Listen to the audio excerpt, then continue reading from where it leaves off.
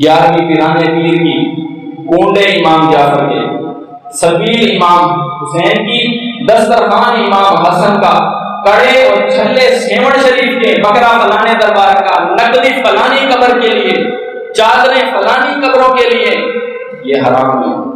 زمین آسمان کی ہر چیز بنانے والا کون ہے؟ اللہ ہے۔ اس کی نگرانی کرنے والا، اس کو پالنے والا، پرورش کنندہ کون ہے؟ اللہ ہے۔ ہر چیز کا پالنے والا اللہ، مالک اللہ۔ ایک دانے کو 700 دانوں میں تقسیم کرنے والا کون ہے؟ وہ اللہ ہے۔ بارش برسانے والا اللہ ہے۔ چاند کو ضیاء پاشیاں دینے والا کون ہے؟ وہ اللہ ہے۔ سورج کو آتشی کرنیں دینے والا کون ہے؟ وہ اللہ ہے۔ زمین کے اوپر پہاڑوں کی میخیں ٹھوکنے والا کون ہے؟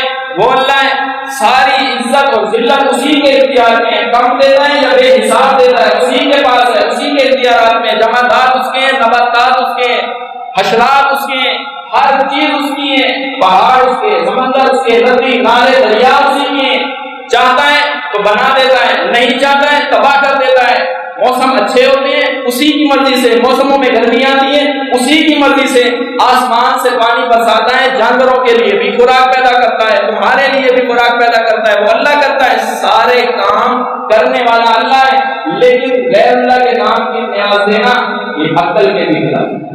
جب کرنے والا اللہ ہے، ہر چیز کرنے والا اللہ ہے، تو پھر نیاز دی جائے کس کی؟ غیر اللہ کے نام کی، یہ حرام ہے۔